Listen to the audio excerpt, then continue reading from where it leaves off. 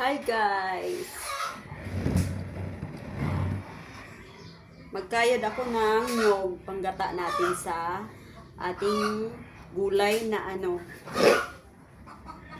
gulay na labong guys.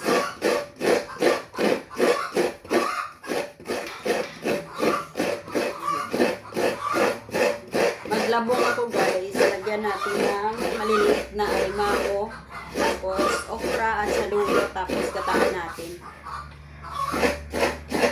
Yan ang aming ulam guys.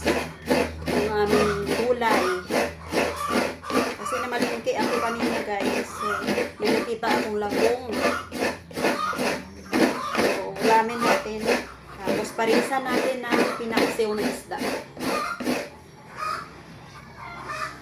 Tapos ko na yung isa na lang.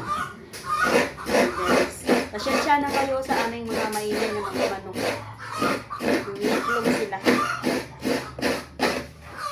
Yung guys, hindi nyo makita. Nagkakayod ako ng nyog. Hindi nyo makita kasi wala akong standard cellphone.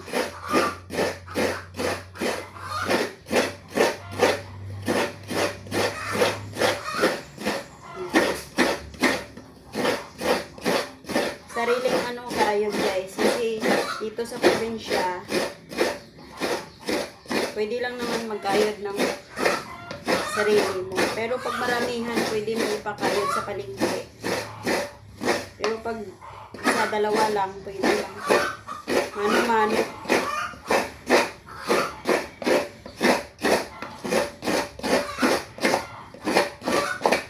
Kaya makagata tayo guys. Yan. Tapos na. Ito yung tinatawag namin na sakay sa kalabaw. So, thank you guys for watching.